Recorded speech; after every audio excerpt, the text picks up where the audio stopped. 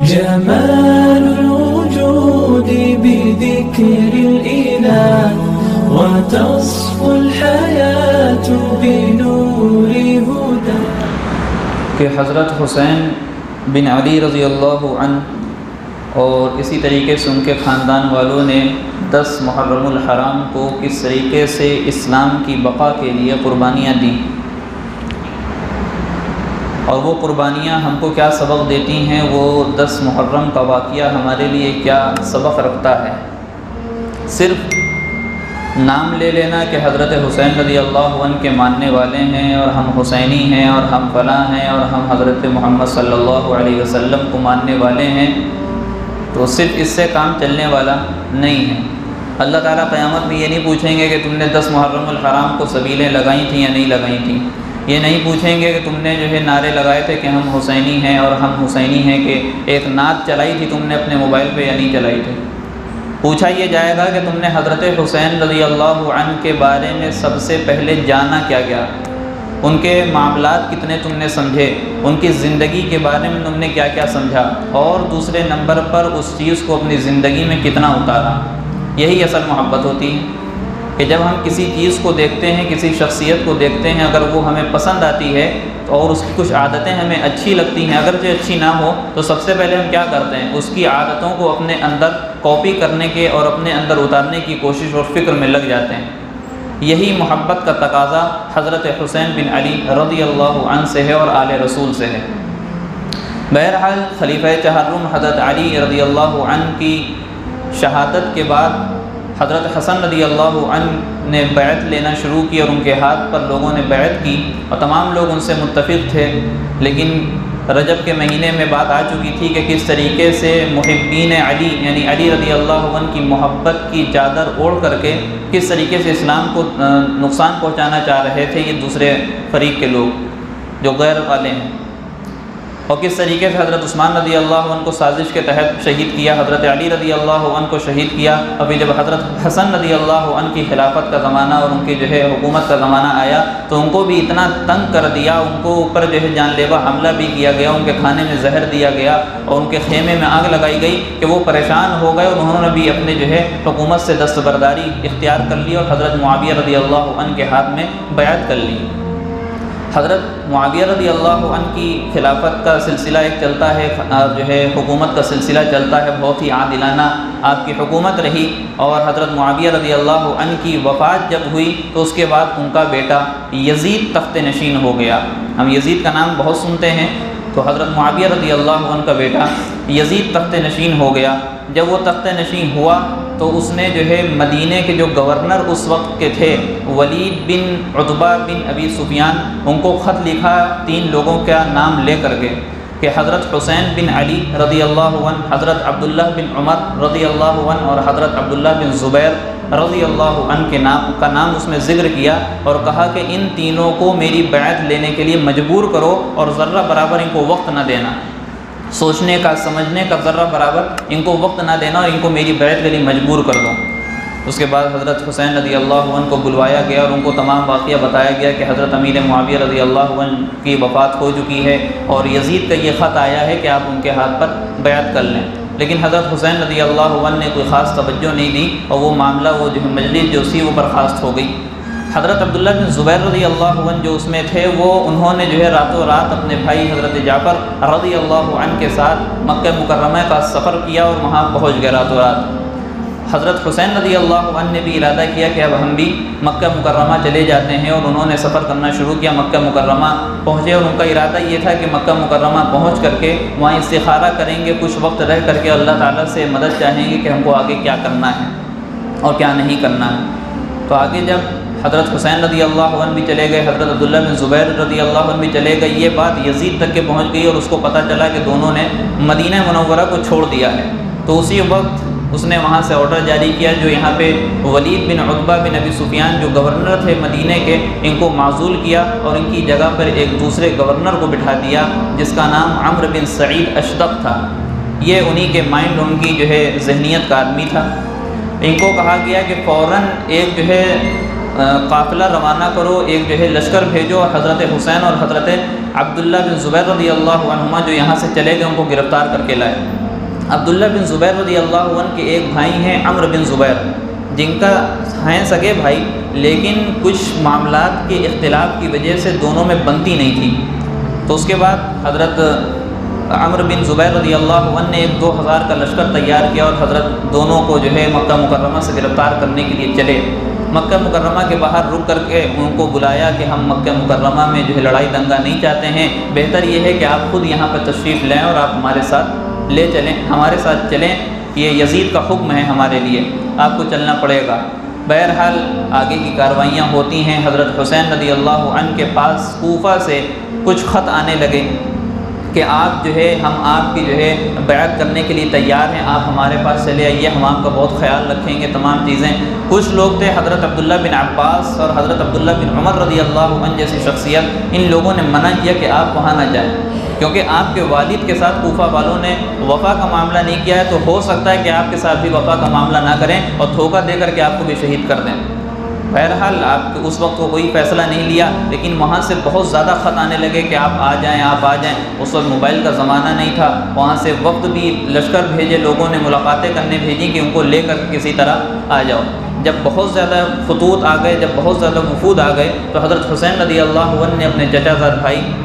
حضرت مسلم بن عقیل رضی اللہ عنہ کو بھیجا اور ایک خط بھیجا کہ ہم ان کو اپنے معتمد اپنے بھائی کو بھیج رہے ہیں تاکہ یہ کوفے والوں کا حالات کا جائزہ لیں اور وہاں کی کنڈیشن جو ہے وہ ہم کو خط کے ذریعے سے بتائیں، اگر وہاں کا ماحول سازگار ہے تو ہم وہاں آ جاتے ہیں، آپ لوگ میرے ہاتھ پہ بیعت کر لیجیے اور اسلام کی انشاءاللہ ریاست قائم ہوگی، ایمان بھی ہوگا، تقویٰ بھی ہوگا، انصاف بھی ہوگا، امن بھی ہوگا، سب کچھ اس میں ہوگا۔ حضرت مسلم بن عقیل رضی اللہ عنہ جب کوفہ پہنچے، وہاں کے حالات دیکھے تو ان کو سمجھ میں آ گیا کہ ہاں حالات سازگار ہیں، کوئی سب لوگ یزید سے دشمنی رکھتے ہیں، کوئی یزید کو پسند نہیں کرتا ہے، اور ہر کوئی یہ چاہتا ہے کہ حضرت حسین رضی اللہ عنہ آ جائیں، ان کے ہاتھ پر بیعت کر لی جائے۔ انہوں نے وہاں سے خط لکھ دیا کہ یہاں کے جو ہے حالات سازگار ہیں، بلکہ خط لکھنے سے پہلے انہوں نے حضرت حسین رضی اللہ عنہ کے نام بیعت لینا اپنے ہاتھ پر شروع کر دی، اور جب بیعت لینا شروع کری تو کچھ ہی دن کا عرصہ گزرا تھا کہ 18,000 لوگوں نے ان کے ہاتھ پر بیعت کر لی۔ ابھی حضرت حسین حاضر نہیں ہوئے ہیں، حضرت حسین ابھی اپنے مقام پر ہیں، تو انہوں نے خط لکھ دیا کہ آپ اگر یہاں آئیں گے، ان کے اندر نیت یہی تھی کہ ماحول انہوں نے جو دیکھا اس پر جو ہے انہوں نے فیصلہ کر لیا، اور ماحول اچھا بھی تھا اس وقت، تو انہوں نے خط لکھ دیا کہ آپ یہاں تشریف لے آئیں۔ ادھر سے حضرت حسین رضی اللہ عنہ نے چلنا شروع کر دیا کوفہ کے لیے، اور ادھر حالات پلٹ گئے، حالات بدل گئے۔ وہ کیسے کہ کوفہ کے گورنر اس وقت تھے نعمان بن بشیر رضی اللہ عنہ، ہم نام اکثر سنتے رہتے ہیں۔ یزید کو پتہ چلا کہ تمام کارروائیاں یہ کوفہ کے اندر ہو رہی ہیں اور حضرت حسین رضی اللہ عنہ کے نام سے جو ہے بیعت لی جا رہی ہے، اور حضرت مسلم بن عقیل رضی اللہ عنہ یہاں آئے ہیں،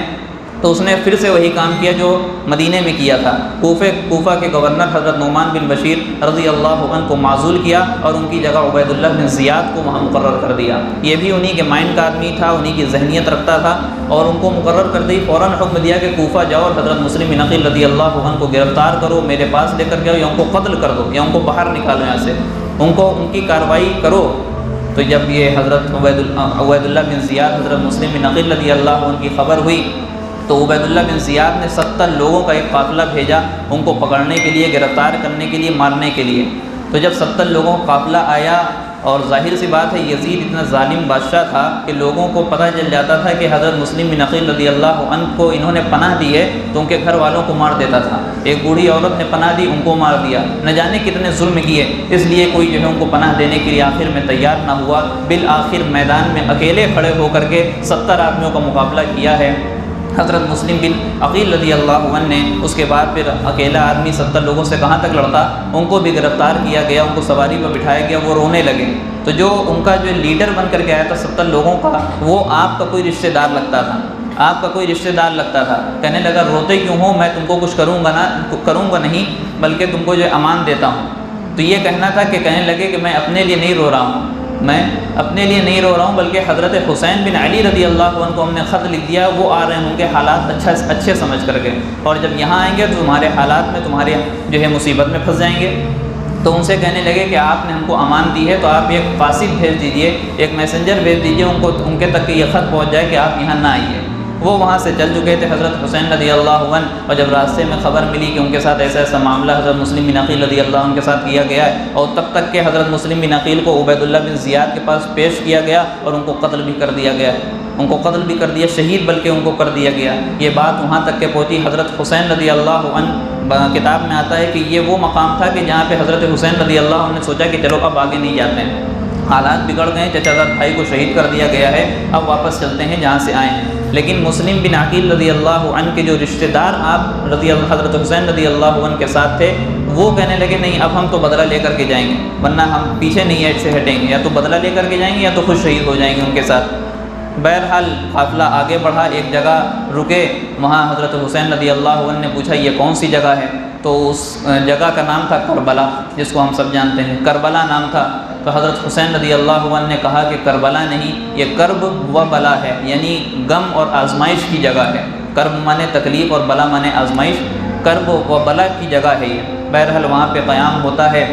ادھر سے عبید اللہ بن زیاد اور ان کا دشمنوں کا ایک لشکر آتا ہے، اور 3 دن تک کے بتاتے ہیں کہ حضرت حسین رضی اللہ عنہ پر، ان کے خاندان والوں پر، حضرت زینب پر، علی اصغر اور علی اکبر، جتنے بھی آپ کا خاندان آپ کے ساتھ تھا، سب کے اوپر پانی بند کر دیا گیا، اور تمام طرح کی پابندیاں ان کے اوپر لگا دی گئیں، ان کو چھیڑنا شروع کیا گیا، ان کو تنگ کرنا شروع کیا گیا۔ اس کے بعد بالآخر میدان کارزار گرم ہوا، لوگوں میں دونوں جو ہے گروپ میں لڑائی ہونا شروع کی، جنگ کی نوبت آ گئی۔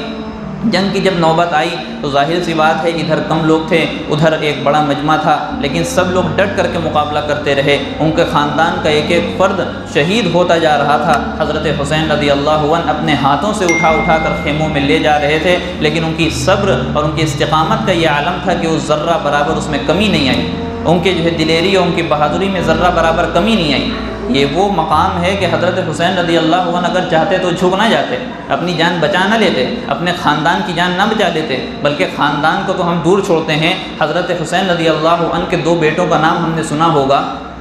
ایک کا نام علی اکبر اور ایک کا نام علی اصغر۔ علی اصغر کا جہاں تک کہ تعلق ہے، ان کو بتاتے ہیں کہ گود میں لیا، اور گود میں لے کر کے دشمنوں کے سامنے آ کر کے کھڑے ہوئے اور کہنے لگے دشمنوں کو للکارتے ہوئے کہ اے دشمنوں، تم کو دشمنی ہم سے ہے، اس بچے سے کیا دشمنی ہے؟ کم سے کم یہ بچہ بلبلا رہا ہے، اس کو تو پانی نصیب کر دو، اس کو تو پانی، اس کے لیے تو اجازت دے دو۔ یہ کہنا تھا کہ وہاں سے پانی کیا آتا، ان کا دل کیا پسیجتا، ادھر سے ایک تیر آتا ہے، اور حضرت علی اصغر جن کی عمر محض ابھی 6 سال ہے، حضرت حسین کے گود میں ہیں، ان کے آگے حلق میں لگ جاتا ہے، حلق میں لگ جاتا ہے۔ حضرت حسین رضی اللہ عنہ جب اس تیر کو نکالتے ہیں گلے سے تو ایک خون کا پھوارہ پھوٹتا ہے، اور خون کا پھوارہ وہاں سے جو ہے چلنے لگتا ہے۔ حضرت حسین رضی اللہ عنہ نے اپنے ہاتھوں میں اس خون کو لیتے ہیں اور آسمان کی طرف اچھالتے ہوئے کہتے ہیں کہ یا اللہ، دیکھیے کہ آپ کے حبیب جناب محمد رسول اللہ صلی اللہ علیہ وسلم کی اولاد کے ساتھ کیا معاملہ کیا جا رہا ہے، کیا معاملہ کیا جا رہا ہے۔ یہ وہ وقت تھا کہ جب خاندان کے بڑے بڑے لوگ تو شہید ہو ہی گئے تھے، لیکن آخر میں آپ کا چھوٹا بیٹا بھی شہید ہو گیا، اور حضرت علی اصغر کو لے جا کر کے اپنے خیمے میں رکھتے ہیں، اور آپ کو یقین ہو گیا ہے کہ اب مجھے بھی بچنا آسان نہیں ہے، میری بھی اب شہادت طے ہے۔ اس کے بعد اللہ تعالیٰ سے دعا کرتے ہوئے اور میدان کارزار میں اتر جاتے ہیں، اور حضرت حسین رضی اللہ عنہ جتنی طاقت ہوتی ہے اتنا اپنے دشمن سے، اپنے مد مقابل سے لڑتے ہیں، مقابلہ کرتے ہیں۔ پھر اس کے بعد لوگ ان کو گھیر لیتے ہیں، اور ایک ظالم اور جابر شخص حضرت حسین رضی اللہ عنہ کے سینے پر بیٹھ کر کے آپ کا سر قلم کر دیتا ہے، اور سر قلم کرنے پر ہی صرف اکتفا نہیں کیا گیا۔ ہم نے سنا ہوگا روایتوں میں، اگرچہ یہ ضعیف ہیں یا نہیں ہیں اس کے ہم بحث میں نہیں جاتے، لیکن حضرت حسین رضی اللہ عنہ اور ان کے خاندان والوں کو جو شہید کیا گیا، ان کے سروں کو جو قلم کیا گیا، ان کے سروں کو نیزوں پہ اچھالا گیا، اور صرف اسی بات پر اکتفا نہیں کیا گیا، بلکہ ان کی لاشوں پر گھوڑے دوڑا دیے گئے، ان کی لاشوں پر گھوڑے دوڑا دیے گئے۔ آج یہاں پہ ہم اپنی بات کو روک کر کے کہتے ہیں کہ آج ہمارا کیا مقام ہے، ہماری کیا حیثیت ہے، ہماری کیا عزت ہے کہ ہم جو ہے اس طریقے سے اپنی زندگیوں کو گزار رہے ہیں، نبی کے طریقوں کو چھوڑے ہوئے ہیں، اللہ کے حکموں پر پابندی سے ہم اس پر عمل نہیں کر پا رہے ہیں۔ کیا عالم ہوگا کہ قیامت کے دن حضرت حسین رضی اللہ عنہ ہمارے سامنے کھڑے ہو جائیں اور اللہ کے رسول صلی اللہ علیہ وسلم کے درمیان آ جائیں اور کہہ دیں کہ یا رسول اللہ، اے ہمارے نانا جان، ان کو جو ہے حوض کوثر کا پانی نہ پلائیے گا۔ کیوں؟ کیونکہ ہم نوجوان تھے، آپ کے نواسے تھے، آپ کے خاندان سے تعلق رکھتے تھے، اور ہمارے سروں کو نیزوں پہ اچھالا گیا، ہماری لاشوں پہ گھوڑے دوڑا دیے گئے، اور ان کا حال یہ ہے کہ اتنے بعد کے زمانے کے لوگ ہیں، اتنے گنہگار لوگ ہیں، اس کے باوجود ان کے دل میں کوئی جو ہے ذرہ برابر رقت طاری نہیں ہوتی تھی، اللہ کے حکم پر قاعدے سے پابندی سے عمل نہیں کر سکتے تھے، آپ کے طریقے کو اپنا نہیں سکتے تھے۔ ہمارا حال تو یہ تھا کہ ہم نے بچپنے میں بھولے سے صدقے کی کھجور کھا لی تھی، تو حال یہ ہوا تھا کہ انگلی ڈال کر کے قے کرائی گئی تھی، اور ان کا عالم یہ تھا کہ سود کے کاروبار کر رہے تھے، رشوت کی لین دین چل رہی تھی، اور جھوٹ بول بول کر اپنے کاروبار چلا رہے تھے۔ تو ہم کو یہاں پہ سوچنے کا مقام ہے کہ حضرت حسین رضی اللہ عنہ کی جو شہادت صرف تذکرہ کرنے کے لیے نہیں، ابھی ہم نے آپ کے سامنے بات رکھی کہ علی اصغر کے جو ہے حلقوم میں، ان کے حلق میں تیر مارا گیا اور فوارہ چھوٹا، تمام واقعات رکھیں، ہم نے کہہ دیا، آپ نے سن لیا، ہم نے کہہ دیا، آپ نے سن لیا۔ ہم اپنے دل پر ہاتھ رکھ کر کے سوچیں، ہم بھی اس میں شامل ہیں، ہم اپنے دل پر ہاتھ رکھ کر کے سوچیں کہ اگر یہی واقعہ خدا نخواستہ ہمارے ساتھ پیش آئے گا تو ہم کیا کر رہے ہوں گے، ہمارے ایمان کا کیا عالم ہوگا، ہمارے صبر و استقامت کا کیا عالم ہوگا۔ یہ حضرت حسین رضی اللہ عنہ کی شہادت تھی، انہوں نے اپنی جانوں کو قربان کیا، اپنے مال کو قربان کیا، بلکہ اپنے خاندان کو قربان کیا۔ اس کے بعد آج اسلام زندہ ہے، آج اسلام باقی ہے۔ اگرچہ اسلام باقی رہتا، لیکن انہوں نے اپنی جان دے کر کے یہ بتا دیا کہ ہم نے سب کچھ کھو دیا لیکن اللہ کی نظر میں سب کچھ پا لیا، اور یزید نے سب کچھ پا لیا تھا لیکن آج اس کا نام لینے والا کوئی بھی باقی نہیں ہے، تو حضرت حسین رضی اللہ عنہ کے تعلق سے یہ بات تھی۔ اسی طریقے سے 10 محرم الحرام کے دن روزہ رکھنے کا جو ایک سلسلہ ہے، اللہ کے رسول صلی اللہ علیہ وسلم نے فرمایا کہ افضل الصیام بعد رمضان شہر اللہ المحرم، کہ رمضان کے بعد جو سب سے افضل ترین محبوب ترین روزے ہیں وہ محرم الحرام کے روزے ہیں۔ اور اللہ کے رسول صلی اللہ علیہ وسلم جب مدینے میں پہنچے تو دیکھا یہودی بھی روزہ رکھتے ہیں 10 محرم کو، ان سے وجہ پوچھی تو کہنے لگے کہ حضرت موسیٰ علیہ السلام کو 10 محرم کو اللہ تعالیٰ نے نجات دی تھی، فرعون کے ظلم سے اللہ تعالیٰ نے ان کو جو ہے پار کرا دیا تھا، وہ سمندر اللہ تعالیٰ نے ان کو پار کرا دیا تھا، اس وجہ سے ہم اس خوشی میں ہم روزہ رکھتے ہیں۔ تو اللہ کے رسول نے فرمایا تھا کہ اس کے تو سب سے زیادہ حقدار ہم ہیں، کیونکہ وہ ہمارے حضرت موسیٰ ہمارے بھائی تھے، تو ہم بھی اگر انشاءاللہ اگلے سال زندہ رہے، یہ آخری سال کی بات ہے، اگر اگلے سال زندہ رہے تو 10 کو تو روزہ رکھیں گے ہی، لیکن اس کے ساتھ ساتھ ایک اور روزہ رکھیں گے، 9 کو یا تو رکھیں گے، یہ جو کل آنے والی تاریخ ہے، یا تو پھر 10 کے ساتھ 11 کا بھی روزہ رکھیں گے۔ اس کی وجہ یہ بتائی کہ یہودیوں سے مخالفت ہو سکے۔ یہاں پہ ایک پوائنٹ کی بات یہ بتانا چاہتے ہیں کہ اللہ کے رسول صلی اللہ علیہ وسلم نے عبادت کے معاملے میں جو روزہ اللہ کے لیے رکھا جا رہا ہے اس میں کہا ہے کہ یہودیوں سے مخالفت اختیار کرو، یہودیوں کے طریقے پہ نہ چلو، عبادت کا معاملہ ہے۔ اور ہم جو اپنی روزانہ زندگی میں یہودیوں کے پورے طریقے کو اپنائے ہوئے ہیں، نبی کے پورے طریقے کو چھوڑے ہوئے ہیں، تو یہ سوچنے کا مقام ہے۔ اسی طریقے سے اگر کوئی روزہ رکھنا چاہتا ہے تو کل کا دن اور پرسوں کا دن ہے، یا پھر پرسوں کا دن اور نرسوں کا دن ہے، یعنی پیر منگل یا منگل بدھ، یہ 2 دن روزہ رکھنا سنت ہے، بلکہ کہا یہ گیا ہے کہ رمضان کے جب روزے فرض نہیں ہوئے تھے تو اس سے پہلے یہی روزہ فرض تھا امت محمدیہ پر۔ تیسری چیز یہ کہ 10 محرم الحرام کے بارے میں اللہ کے رسول صلی اللہ علیہ وسلم نے فرمایا کہ من وسع على نفسه واهله يوم عاشوراء وسع الله عليه سائر السنة او كما قال، یہ ایک روایت ہے جس میں اللہ کے رسول نے فرمایا کہ جو شخص 10 محرم الحرام کو اپنے گھر والوں پر اور اپنی ذات پر خرچ کرتا ہے اور تھوڑی سی وسعت کر دیتا ہے خرچہ کرنے میں، کھانے پکانے میں تھوڑی سی اچھی چیز پک جاتی ہے، تو اللہ تعالیٰ اس شخص پر جو اپنے گھر والوں پر اور اپنے اوپر خرچہ کر رہا ہے پورے سال اس کی روزی روٹی میں برکت عطا فرما دیتے ہیں، اس کے رزق میں وسعت پیدا فرما دیتے ہیں۔ لیکن یہاں پہ رک کر کے ایک بات یہ بتا دیں کہ یہ روایت ہے، بعض لوگوں نے اسے ضعیف کہا ہے، اور اگر ضعیف نہیں بھی کہا ہے، کچھ لوگوں نے اس کو صحیح درجہ قرار دیا ہے، تو اس کے تعلق سے یہ سمجھ لیں کہ کوئی واجب اور سنت چیز نہیں ہے، سنت اور واجب سمجھ کر کے اس کو نہ کریں۔ ہمارے یہاں ہوتا یہ ہے کہ جو چیز نفل اور مستحب کے درجے میں ہوتی ہے اس کو اتنا اٹھا دیتے ہیں کہ فرض واجب کے درجے میں بٹھا دیتے ہیں، اور جو فرض واجب کے درجے میں ہوتی ہے اس کو اتنا گرا دیتے ہیں کہ وہ نفل اور مستحب سے بھی نیچے گر جاتی ہے۔ تو ہم اگر کوئی شخص کر سکے تو کرے، اور اس کا مطلب یہ ہے کہ اپنے اوپر بوجھ نہ ہو، جتنی ہماری وسعت ہے، جتنی ہماری آمدنی ہے، اسی کے حساب سے ہم تھوڑی سی وسعت کر لیں، تھوڑا سا زیادہ خرچہ کر دیں۔ ایک چیز بنتی ہے تو ہم اپنے گھروں میں کھانے میں اس دن 2 چیزیں بنا لیں، کوئی مٹھائی لے آئیں، کوئی خاص چیز متعین نہیں، ہم کچھ بھی اپنے اوپر اور اپنے گھر والوں پر وسعت کا معاملہ کر سکتے ہیں، زیادہ پیسہ خرچہ کر سکتے ہیں۔ اسی طریقے سے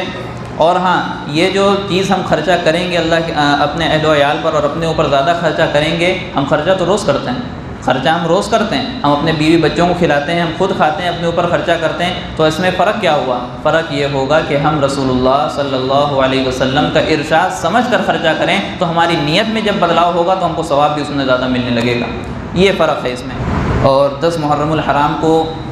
جو یہ ماتم کرتے ہوئے نکلتے ہیں، اس میں ہم لوگ بہت بچیں۔ ڈھولک کی آواز آنے لگی، ہم اپنے اپنے گھروں سے نکل جاتے ہیں، بچوں سمیت نکل جاتے ہیں۔ ہمارے گھر کی خواتین خاص طور سے بغیر کسی پردے کے، بغیر کسی کچھ چیز کے، اپنے اوپر چادر ڈالے بغیر نکل گئیں اور روڈ پہ کھڑی انتظار کر رہی ہیں کہ ابھی ماتم ہوتا ہوا آئے گا اور ہم اس کو دیکھیں گے۔ بالکل ناجائز بات ہے۔ ہو سکتا ہے کہ وہ لوگ جو کام، ہم ظاہر سی بات ہے وہ لوگ جو کام کر رہے ہیں غلط کام کر رہے ہیں، ان کے مذہب میں ہوگا، ان کے مسلک میں ہوگا، وہ جو کام کریں، لیکن ہم جب جانتے ہیں کہ وہ غلط کام کر رہے ہیں، گناہ کا کام کر رہے ہیں، اللہ تعالیٰ نے اپنے اوپر ظلم سے منع کیا، اپنے اوپر ظلم کر رہے ہیں، ہو سکتا ہے کہ اس وقت وہاں پہ عذاب آ جائے اور ہم وہاں پہ کھڑے ہو تماشا دیکھ رہے ہو، تو عذاب میں مبتلا ہم ہوں گے یا نہیں ہوں گے؟ ہم بھی اس عذاب میں مبتلا ہوں گے۔ تو ہمارا جانا وہاں گناہ کا کام ہے، اور ہم جب بچوں کو یہ پرورش کریں گے تو وہ بھی کل کھڑے ہو کر کے وہ کام دیکھیں گے اور خدا نخواستہ کرنے لگیں گے۔ تو اس سے ہم کو بچنا چاہیے کہ اپنے گھر والوں پر جو ہے، اپنے گھر والوں پر پابندی لگائیں کہ کوئی بھی گھر سے باہر اس دن نہیں نکلے گا۔ اسی طریقے سے شوکت علی احاطے میں بھی اس دن ہم نے اعلان کیا تھا کہ جو روزانہ جلسے ہوتے ہیں اس میں پہنچے، ضروری عقائد بہت سی چیزیں اس میں آ جاتی ہیں۔ کل کبھی بیان ہم نے سنا الحمدللہ، تو بہت سی باتیں ہمارے اوپر واضح ہوئیں۔ اور اسی کے ساتھ ساتھ دعا کی درخواست یہ ہے کہ حضرت مولانا محمود حسن حسنی صاحب دامت برکاتہم ندوے سے تعلق رکھتے ہیں اور بہت اچھے بڑے عالم ہیں، حسنی خاندان کے ہیں، بہت سخت علیل ہیں، بلکہ وینٹیلیٹر پر اس وقت ہیں، تو ان کے لیے جو ہے دعا کی درخواست ہے خصوصی طور پر۔ اور اسی طریقے سے جناب ریاض علی صاحب، آج ان کا انتقال ہو گیا، رشتے میں میرے پھوپھا لگتے تھے، تو ان کے لیے بھی دعا کریں کہ اللہ تعالیٰ ان کی جو ہے مغفرت فرمائیں، ان کے جو ہے درجات کو بلند فرمائیں، ان کی قبر کو نور سے منور فرمائیں۔ اور اسی کے ساتھ ساتھ فلسطین میں جو کچھ آج ہو رہا ہے، پھر سے اسرائیل کی طرف سے حملے شروع ہو گئے، تو ان لوگوں کے لیے بھی دعا کریں کہ کس طریقے سے وہ لوگ ڈٹے ہوئے ہیں۔ اصل تو محرم کا جو ماتم وہ لوگ کر رہے ہیں، اصل تو محرم کی یاد وہ لوگ دلا رہے ہیں، اصل تو حضرت حسین کی یاد وہ لوگ دلا رہے ہیں کہ استقامت اور صبر کے ساتھ اور ایمان کے ساتھ ڈٹے ہوئے اور کھڑے ہوئے ہیں اور سامنے جو ہے باطل کا مقابلہ کر رہے ہیں۔ اللہ تعالیٰ سے دعا ہے کہ اللہ تعالیٰ ہم سب کو کہنے سننے زیادہ عمل کی توفیق عطا فرمائے۔ ویڈیو اگر اچھی لگی ہو تو لائک کریں، شیئر کریں اور چینل کو سبسکرائب کرنا نہ بھولیں، اور ساتھ ہی ساتھ بیل آئیکن کو پریس کریں تاکہ نئی ویڈیو کی نوٹیفیکیشن آپ کو ملتی رہے۔